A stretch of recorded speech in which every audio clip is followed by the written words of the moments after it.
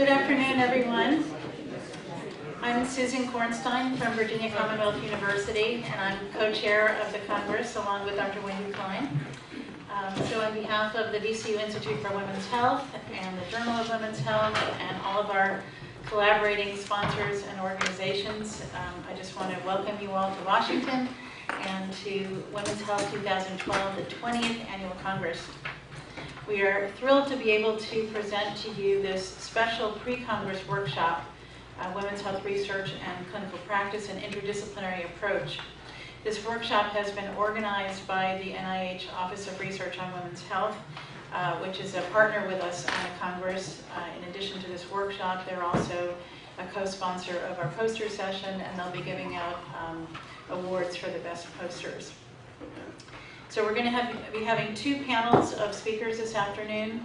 The first panel on successful models of women's health interdisciplinary research programs will be moderated by Dr. Joan Nagel, who is Program Director for Interdisciplinary Programs at the NIH Office of Research on Women's Health. And the second panel is on strategies for NIH grant success. And that will be moderated by Dr. Janine Clayton, who is the Acting Director of the NIH Office of Research on Women's Health. So Joan, you are... introduce the speakers.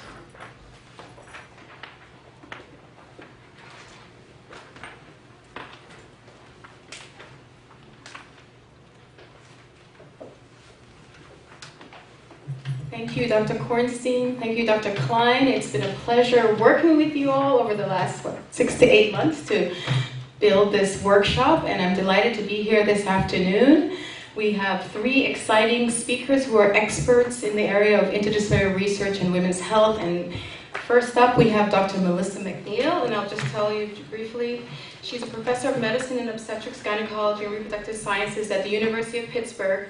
She serves as the chief of the section of women's health in the Department of Medicine and is the medical director of Women's Health and VA Pittsburgh, a twice named VA National Center of Excellence in Women's Health. She also serves as the Associate Chief for the Division of General Medicine. Her special interest as an educator has been in the development of training programs designed to develop leaders in women's health education and research. She directs the women's health track of the internal medicine residency at Pittsburgh and the VA-sponsored Women's Health Fellowship. Over 60 residents and 15 fellows have graduated from her educational programs and have gone on to successful careers in academic women's health. Dr. McNeil also serves as the program director for the NIH-sponsored Building Interdisciplinary Research Careers in Women's Health grant, which is an institutional career development award for faculty members interested in developing research careers in women's health. She's a member of both of the Society of General Internal Medicine's Task Force on Women's Health Issues and the VA Women's Health Strategic Working Group, and has been influential in national policy initiatives related to training and implementation of women's health programs. Welcome, Dr. McNeil.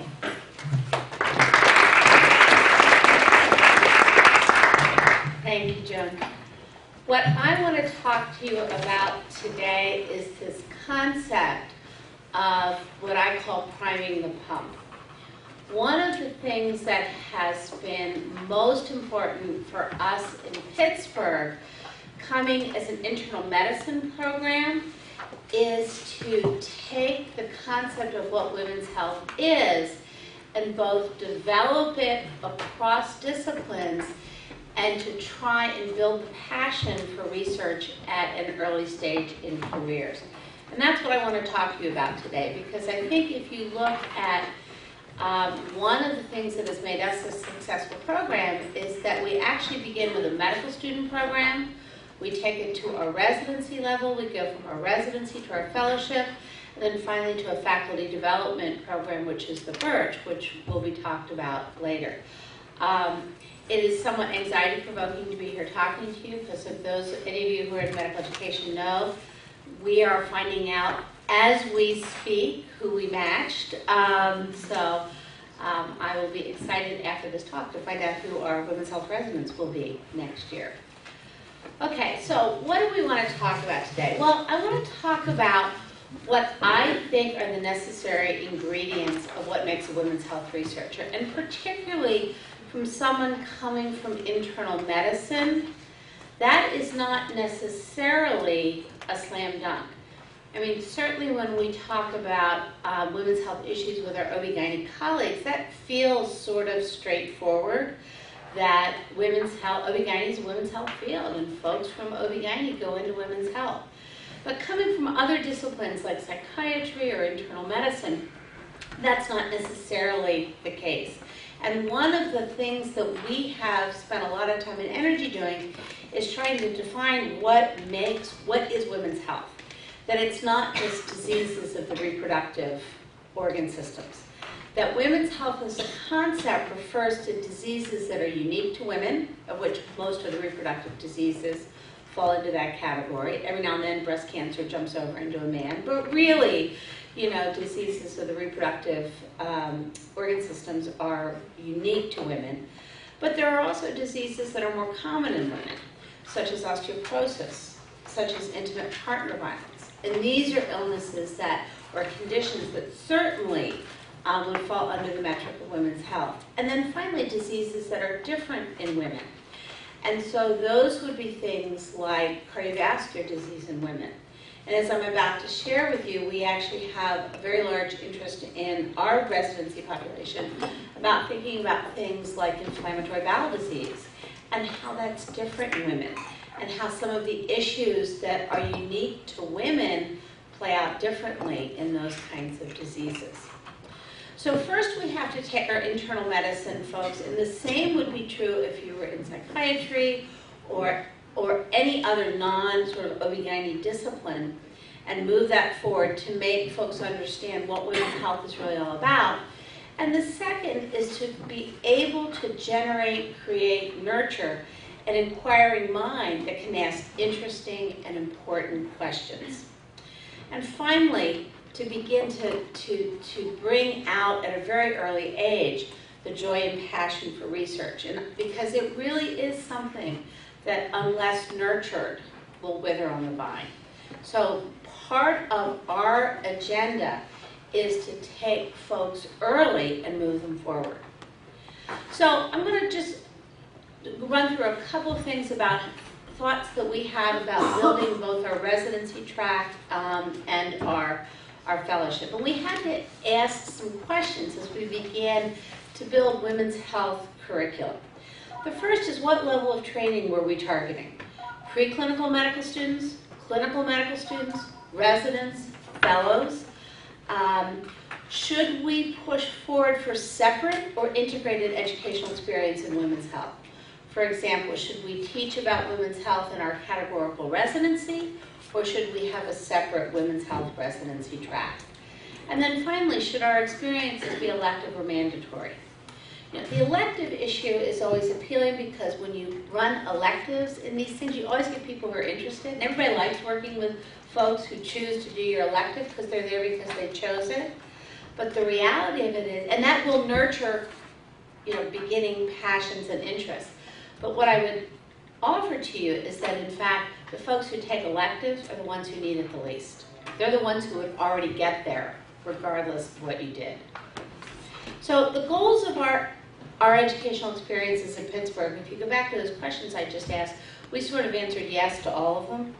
Our agenda has been to introduce the concept of women's health as an overarching interdisciplinary field, often and early. And we have been very lucky that we have had, as an internal medicine program, wonderful collaborative relationships with our Department of Obstetrics and Gynecology.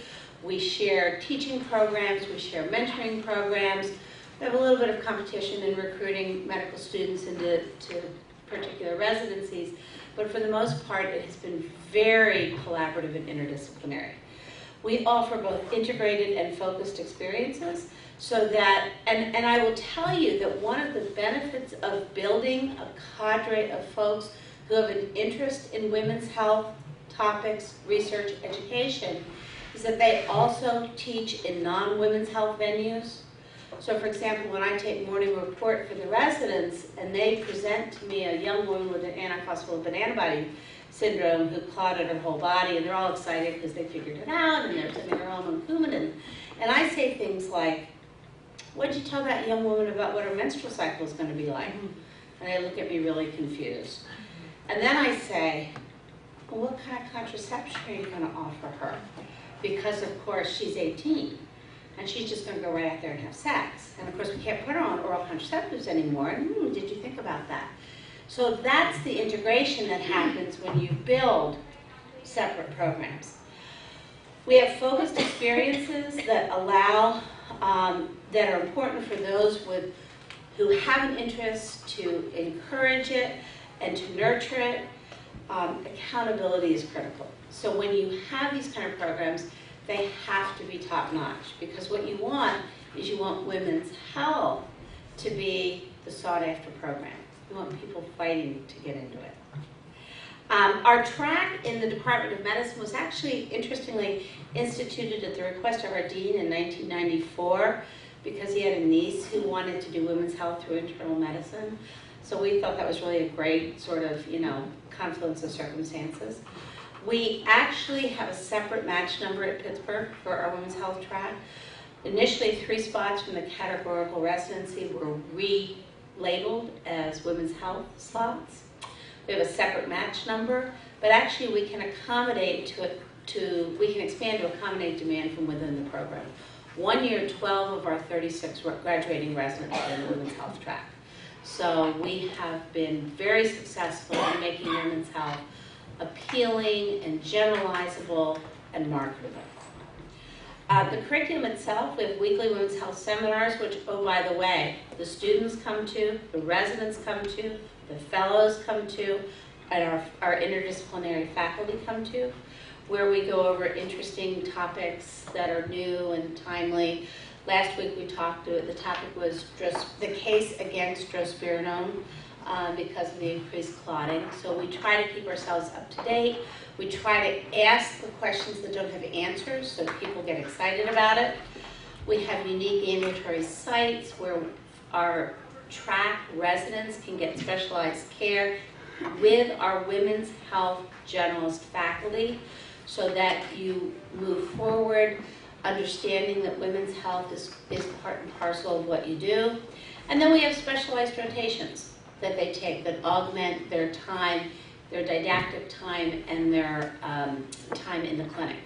They rotate through urgent gynae as a collaborative effort with our gynecologists. They have specialty blocks where they rotate through things like urogynae, reproductive health, contraception, things like that.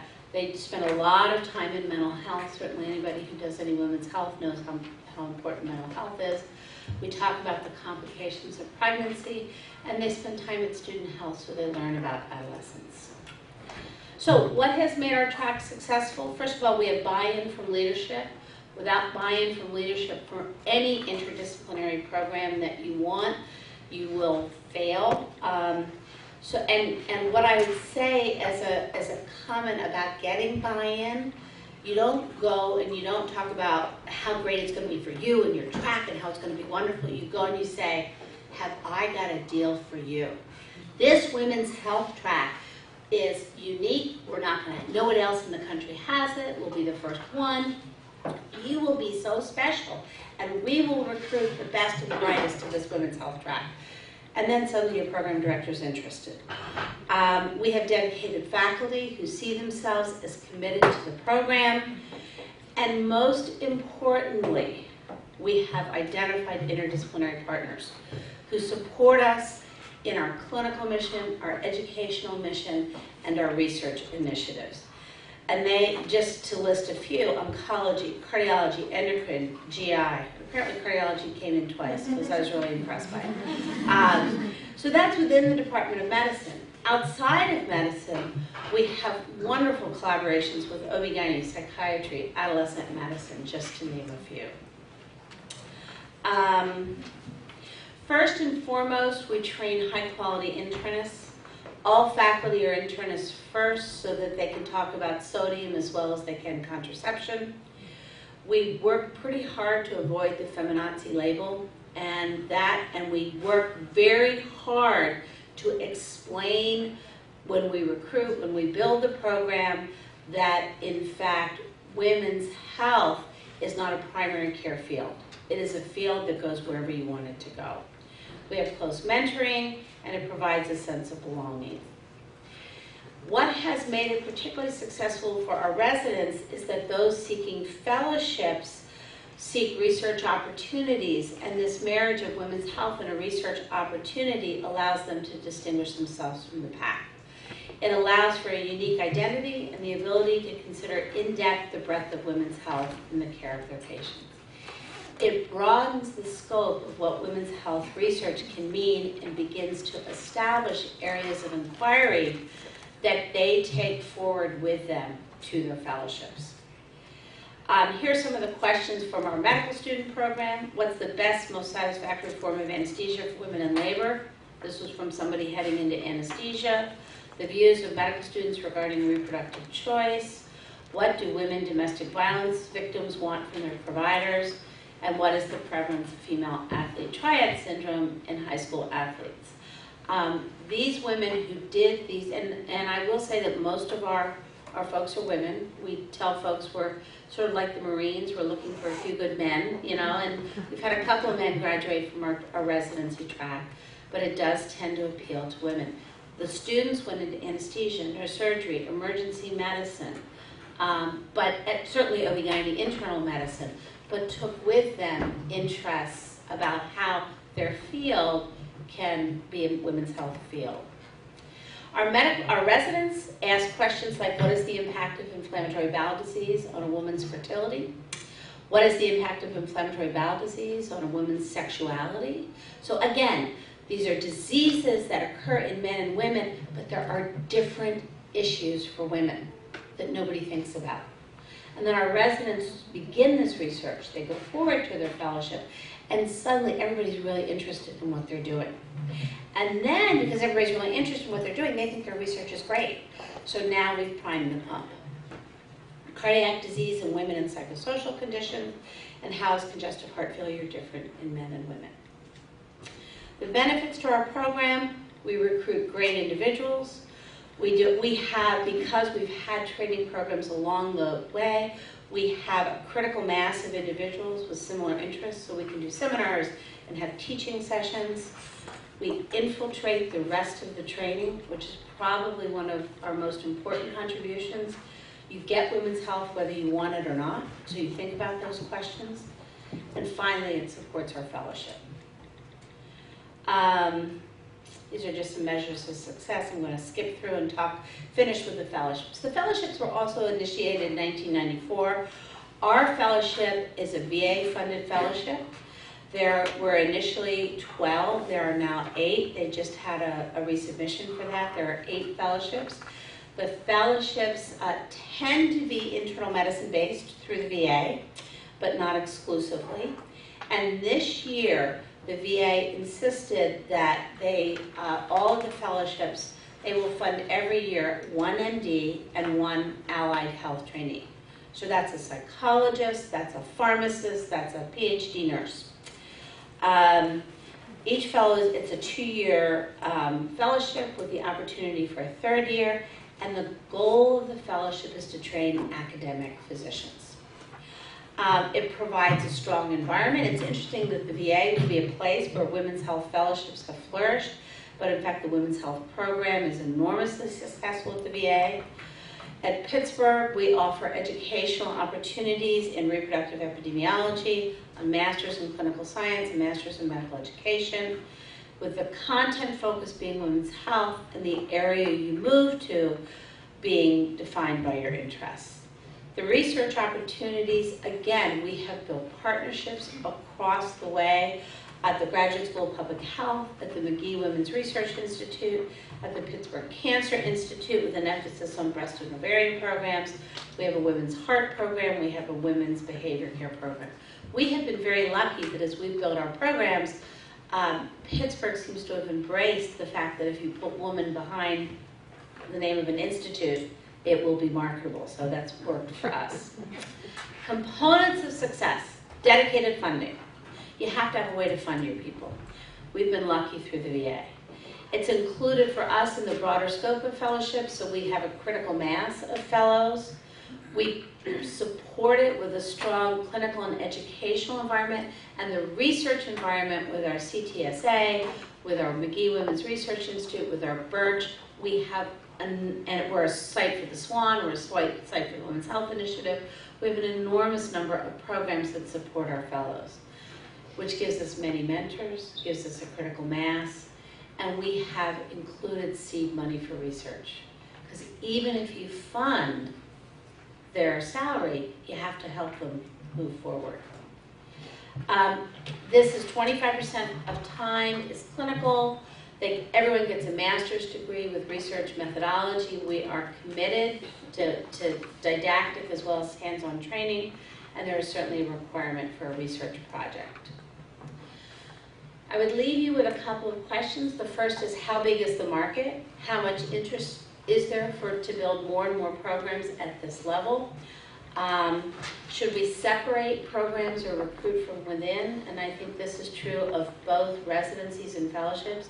Do you have a residency and say, come to my residency and you can do women's health, or do you have a women's health residency?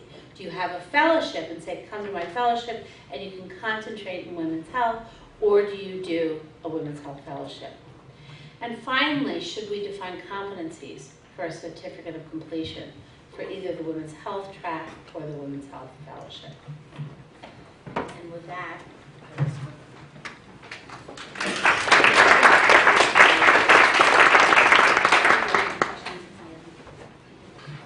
Thank you very much, Dr. McNeil, for that very illuminating talk. I wish those fellowships were around when I was doing residency. I finished residency in 1997, and too bad. I would have liked that. I also wanted to draw your attention to the fact that Joyce Rudick, who's Director of Programs and Management at ORWH, is also in the audience. Joyce, I don't know if you want to give a little wave. And now we're going to transition on to two programs that actually Joyce helped to build, the Birch. Dr. Timothy Johnson will kick us off with that talk. Dr. Johnson is Bates Professor of the Diseases of Women and Children and Chair of Obstetrics and Gynecology at University of Michigan. Do you want me to continue reading your bio? It looks like you're ready. I'm just going to give you Dr. Johnson. Thank you. Yeah, so it's my pleasure to be here today and to kind of follow up on Missy's comments and talk about our women's health program, our research program, and the training programs that we have at the University of Michigan. And my focus is really going to be about clinical research training and the various opportunities that we have. We have a fairly complex organization. One of the interesting things about women's health programs and women's health training in the United States is if you know one program, you know one program. If you understand one program, you understand one program. So I wanted to start off a little bit just to kind of describe where we are. Our women's health program, which was a designated National Center of Excellence in Women's Health, is focused in the medical school and includes the departments of internal medicine, OBGYN, psychiatry, family medicine, and pediatrics as kind of the major interest groups that are related to our women's health program. University-wide, we had an initiative on women's health, and so we have an Institute for Research on Women and Gender, and you'll hear in a moment that our Birch is actually based at the Institute for Research on Women and Gender, since a lot of the people in our Birch are social scientists, and we tend to be very interdisciplinary in terms of what we cut across. Our health system is vertically and horizontally integrated, so that we own our own hospital, we own our own medical school, we own our own insurance program. We have a single pediatric endocrinologist who's the executive vice president for medical affairs, and she basically controls all the money and makes all the decisions, which makes things a whole lot easier. Our women's health program is a very interdisciplinary, very multidisciplinary program that really is an umbrella program. It isn't really as with most feminist programs, it's a virtual program, and it includes a variety of departments. So it includes a women's GI clinic, for example. We have 3 women's gastroenterologists who have a women's GI clinic. We have 5 women's cardiologists who have a women's cardiac clinic. We started off with 1, and now we have 11 psychiatrists who have a women's mental health clinic. We have a large pediatric and adolescent gynecology program that's multidisciplinary, and those are the clinics where the various women's health fellows rotate We have 2 pulmonologists, and there's a women's pulmonary clinic. And then we have kind of the other subspecialty clinics here that you see. So cosmetic surgery is part of our women's health program. We have a pediatric sports medicine program where we deal with a lot of issues of adolescent athletes, and many of those that we see are women and girls. We have a large incontinence program that includes both urinary incontinence and fecal incontinence. We have a bowel program that includes gastroenterologists, colorectal surgeons, and urogynecologists. So that's kind of the broad scope of kind of what we do. In terms of our training programs, I wanted to give you a little list that kind of follows up on what Missy's done so you understand. So in the Department of OBGYN, we have a residency that's a 4-year program, and we have 6 residents that are approved for the 4 years of the training. In addition to the residents in OBGYN, we also have residents in internal medicine who rotate through one of our clinics. And we also have faculty in OBGYN who staff the VA clinic. So we have an internist, Catherine Kim, who actually has her clinic in the OBGYN clinic where she sees women who've had gestational diabetes and she follows them. She's interested in lifespan epidemiology issues associated with gestational diabetes. And she actually has internal medicine residents who come and join her in her 2 clinics that we have.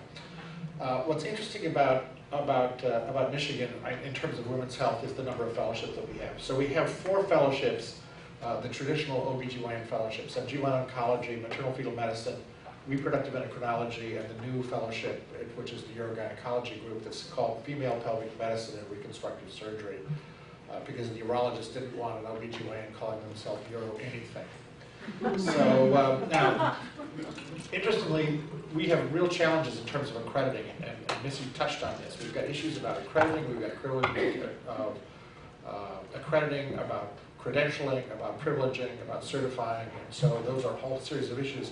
And we hope at this meeting to kind of begin the discussion about both accreditation but also certification and ongoing privileging and credentialing for the Women's Health Fellowships, and I think there's a resurgence of interest in those, and I'll come back and talk about that. In OBGYN, oncology, maternal fetal medicine, and reproductive endocrinology are actually now accredited by the American Board of OBGYN. Female pelvic medicine and reconstruction surgery is accredited by the ACGME. We have a minimally invasive surgery training program that's accredited by the American Association of Gynecologic Laparoscopists. So this is the laparoscopy robotic pelvic pain fellowship. We have a women's health fellowship, and it's a women's health fellowship that's anywhere from 1 to 3 years, depending on whether or not people want to do a research year and not an MPH.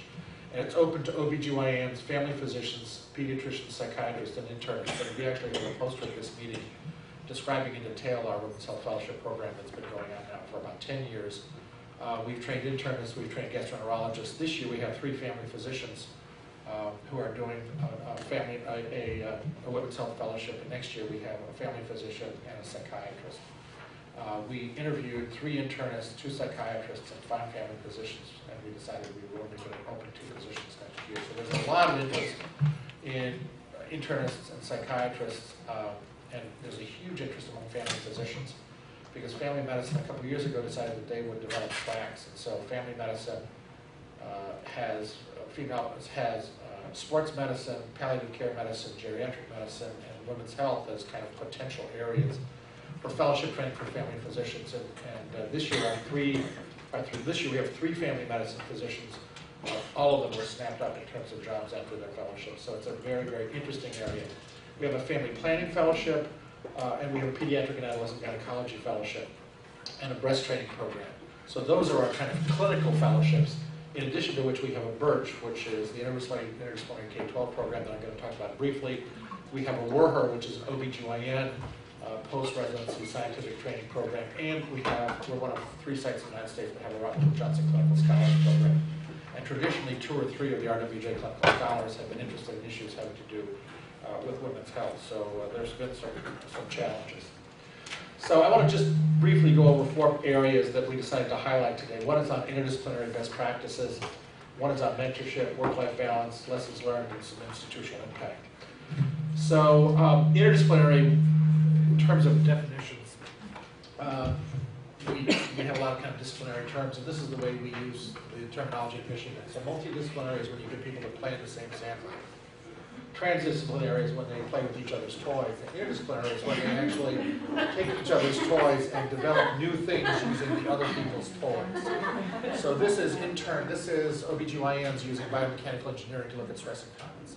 This is internists using language of reproductive scientists to talk about antiphospholipid antibody problems. This is OBGYNs really understanding the pathophysiology of inflammatory bowel disease in the patients that they take care of. So interdisciplinarity has been the big focus of the Birch, and it's been an extremely exciting program. Why is interdisciplinary research training important? Firstly, because interdisciplinary research benefits everybody.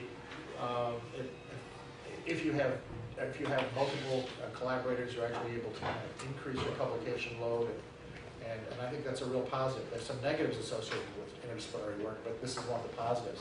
Team research is a challenge, but one of the benefits of team research is that you can actually publish more with your team.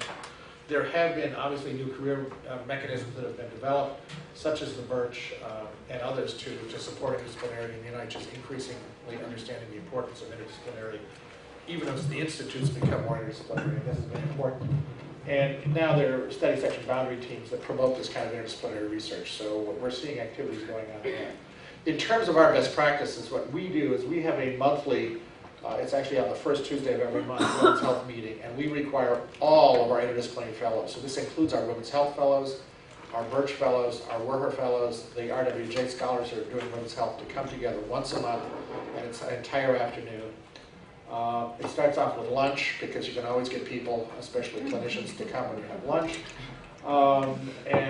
It's actually at the Institute for Research on Women and Gender, which is away from the medical school. So people are far enough away that they can't be called away to clinical meetings. Their beepers actually don't even go there. It's actually a brick building. The phones and other things don't even penetrate the building. And so there's an aggregation of people who are able to spend time together and not easily be called away to the emergency room or somewhere else. This is followed by a didactic lecture on some kind of a career development topic by an established mentor, then informal presentations of ongoing research by the scholars, and there's a lot of discussion, a lot of exchange that goes on. They've taken on a central importance, and they now attract scholars from interdisciplinary training programs in nursing and from other aspects of the campus.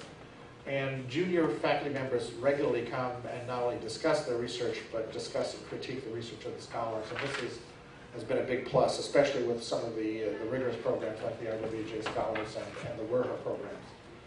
Idea development is really the most important thing. I mean, the most important thing when you're doing research is to come up with an interesting idea.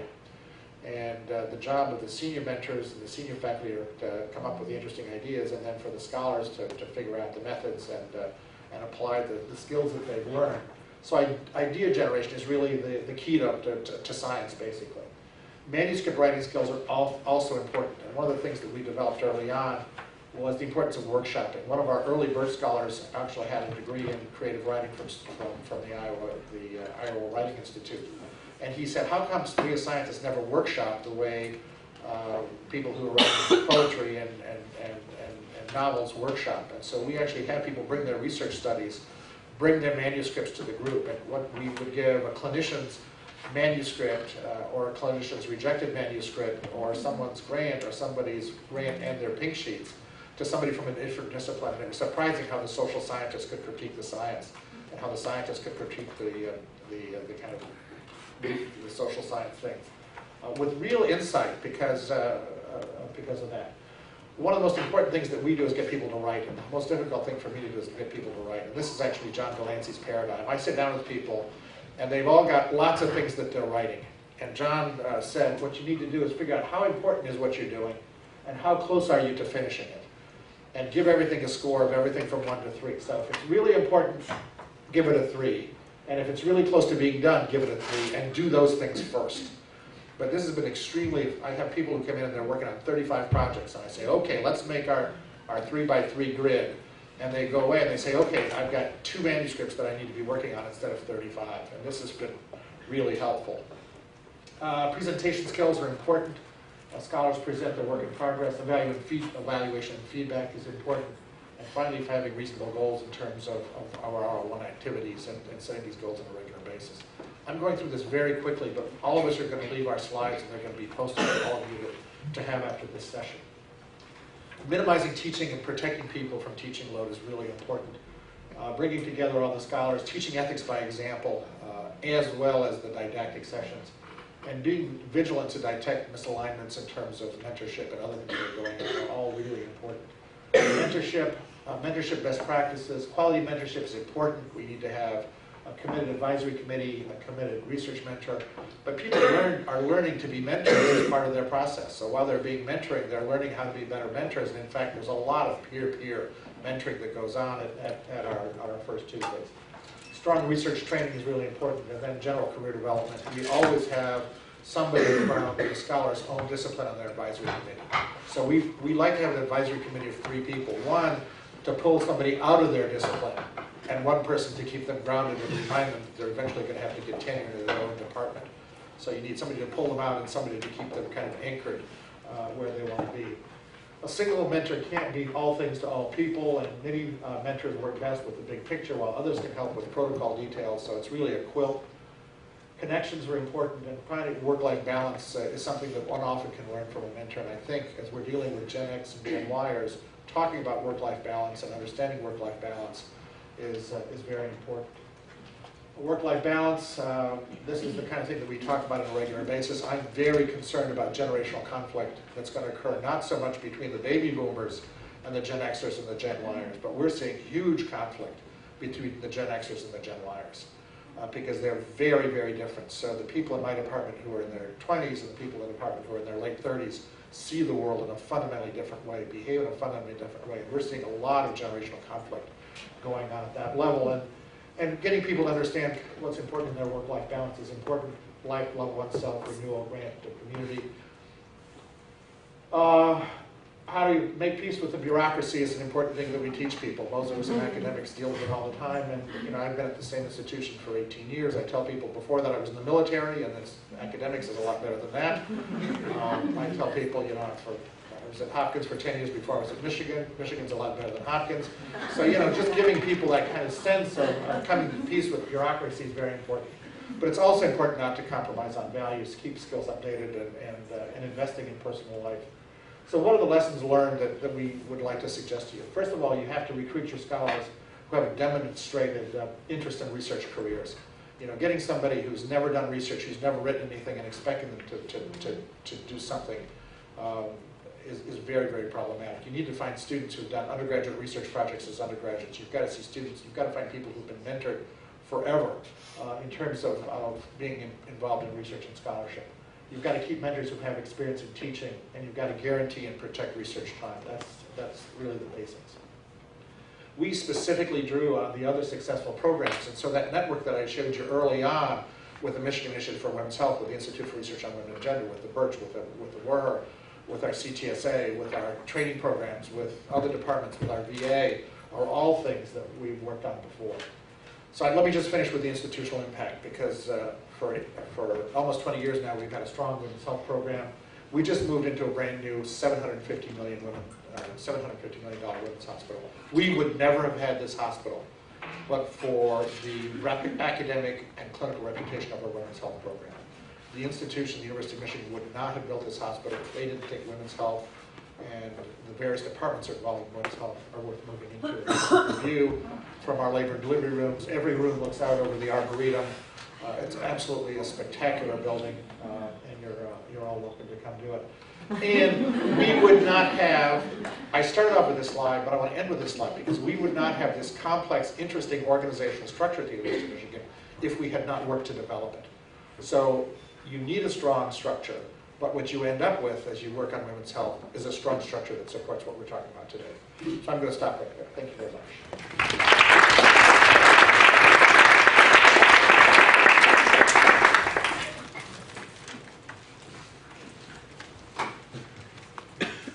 Thank you, Dr. Johnson. They keep getting better and better.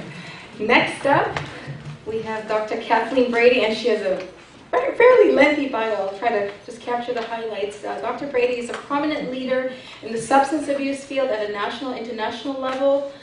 She began her research conducting basic science work in drug abuse field and received a PhD in pharmacology. She moved into clinical and translational research after finishing her residency in psychiatry in 1989. She has been continuously federally funded to conduct research since 1989. Dr. Brady is the principal investigator and director of the Southern Consortium of the National Institute for Drug Abuse Clinical Trials Network. She is also the PI and Center Director for one of 11 specialized centers of research on sex and gender factors affecting women's health. And the center is also known as the Women's Research Center, and it's a translational research center designed to forge connections between basic scientists and clinical investigators who are studying gender-based differences in substance use disorders. In 2005, Dr. Brady was appointed as the Assistant Dean for Clinical Research at MUSC and the Director of the MUSC General Clinical Research Center. She has won numerous awards, including the Betty Ford Award for contributions to research on women's issues in the substance abuse area. And last year, South Carolina's Governor Jim Hodges honored Dr. Brady by recognizing her achievements through the Women of Achievement Award. Dr. Brady. Thank you, Jen, for that kind introduction. And in many ways, I actually think what my presentation should provide some comfort to those of you who don't have these magnificent programs that we just heard about from both Pittsburgh and Michigan, totally impressive programs in the area of women's health, because what I'm going to tell you about is a little university medical school in South Carolina, which until 2002 had really no organized effort in terms of interdisciplinary research in the area of women's health. And where our programs in this area were very, very uncoordinated about 10 years ago. And now I'd say we've made some progress in that area, and I'll talk a little bit about that. Let me just see if I got this right. Oh, I guess I'm going the wrong way. Okay, and really, just to back up, these were coordinated through funded activities by the Office of Research in Women's Health. And in our first application to the Office of Research in Women's Health, 2002, which was funded in 2002 for this SCORE, the MUSC Specialized Center for Translational Research in gender-specific areas, one of the ways that we persuaded the review committee, I guess, and ORWH that they should give us this funding is by saying, hey, look at this, you guys. We are great researchers in the area of substance use, stress, and these issues are very important to women's health. We also have wonderful people that do work in aging and cardiovascular, but we're uncoordinated right now. So if you give us money, we will turn our attention towards gender-based differences in these very important areas, and we're going to go across our campus and get some of the best researchers that we can find that right now have not turned their attention towards gender-specific focus or women's health, and we're going to say, hey, come along with us and pay some attention in this area. And somehow we convinced the review committee that we could do this, and we could bring a focus and really transform this campus through this sort of funding. And so our research focus really was gender differences in substance use disorders and in the stress response. And what we did was build some translational research teams. We have basic science and investigators working with people basically that work in human laboratory studies. But our secondary aim really was to encourage the growth of gender-based research campus-wide. And, oops, I keep going the wrong way. So the first aim was to build this multidisciplinary translational program of research focused in our specific area, substance use disorders and stress. And our strategies in doing this really were linking across programs, bringing in seasoned investigators with really incredibly good track records in these areas of substance use and stress, but no track records in terms of gender-based research, and then building this critical mass of investigators. So with our 4 primary projects, each project could stand on its own as an R01. each has its unique focus, but there was a lot of interdependence across projects. That the basic science project and the clinical were really capable of lots of crosstalk, and then the two clinical projects, there was lots of crosstalk between them using the same assessment instruments, that sort of thing. The two basic science projects had lots of crosstalk. They used lots of the same animal modeling and that sort of thing.